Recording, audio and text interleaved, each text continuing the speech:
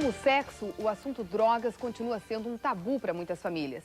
É consenso que a prevenção é bem mais eficaz quando feita em casa, com os pais tendo uma conversa franca sobre o assunto com os filhos. Mas o medo, o preconceito, a desinformação vão sempre deixando esse papo para depois. Parece que a nossa casa tem as portas fechadas para as drogas, que elas só entram na casa do vizinho. Mas não, os drogados são de todas as classes sociais, cor, raça, sexo ou religião.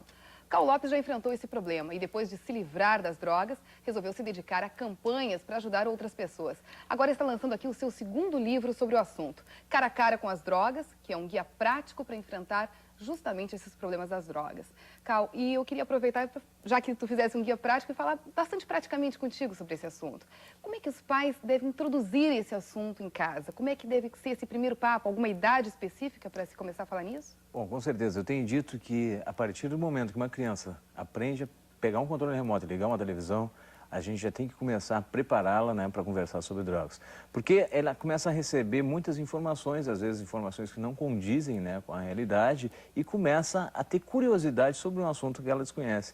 É preciso que os pais acabem com os mitos, acabem com a hipocrisia que muitas vezes ronda, né, as nossas relações sociais, e principalmente não tenham medo de conversar com seus filhos. Os pais têm que ter a certeza de que, se o filho ou a filha não tiver essa informação dentro de casa ou na escola, ele pode procurar na experimentação, né?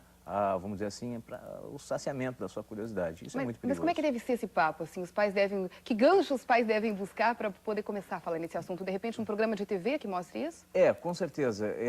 Procurar, assim, por exemplo, uma matéria que saia num jornal, numa revista ou numa propaganda de emissão de televisão, para começar a falar sobre o assunto. Mas sempre tendo se informado antes e tendo adotado algumas posturas frente a alguns questionamentos. Por exemplo, a questão da legalização, da discriminação das drogas, aprender o que é isso, saber conversar com isso sobre seus filhos. E cada pai e cada mãe vai saber achar a maneira certa de conversar com seus filhos, mesmo que sejam crianças pequenas, né? E qual é a maior incidência? Onde é que normalmente as crianças começam a consumir drogas? Bom, há alguns mitos, né, sobre o assunto. Sempre tem a mãe e o pai, normalmente, até hoje é comum isso. Dizem, olha, filho, não vai aceitar bala, né, de estranho, pode ter droga dentro. Isso é mito. É preciso que os pais e a mãe saibam que não existe esse negócio do traficante oferecer e dar de graça a primeira dose. Eles sempre começam, o jovem sempre começa a utilizar drogas com alguém conhecido. Ou é um amigo, ou um vizinho, um colega da escola. E nesse caso, o que os pais devem fazer quando descobrem que o seu filho está consumindo drogas? Bom, em primeiro lugar, ele não deve procurar culpados. Tá?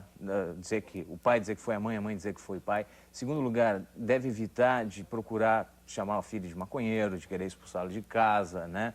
Não, ele deve procurar entender o que aconteceu com o seu filho, conversar com ele, procurar a orientação do médico da família para saber o que vai fazer e a orientação profissional. E nós temos tantos lugares onde pode ser feito isso, né? Na Cruz Vermelha Brasileira, por exemplo, é um local onde tem essa orientação gratuita, né? Mas começar a fazer alguma coisa desde o início, não deixar o problema se tornar maior. Tá certo, Cal. Muito obrigada por suas informações. Então, o livro Cara a Cara com as Drogas está sendo lançado na próxima quinta-feira, às 19h, na livraria Sulina, do Shopping Praia de Belas, em Porto Alegre. E os direitos autorais vão ser todos doados para o Retiro Comunitário de Reabilitação Ocupacional de Montenegro.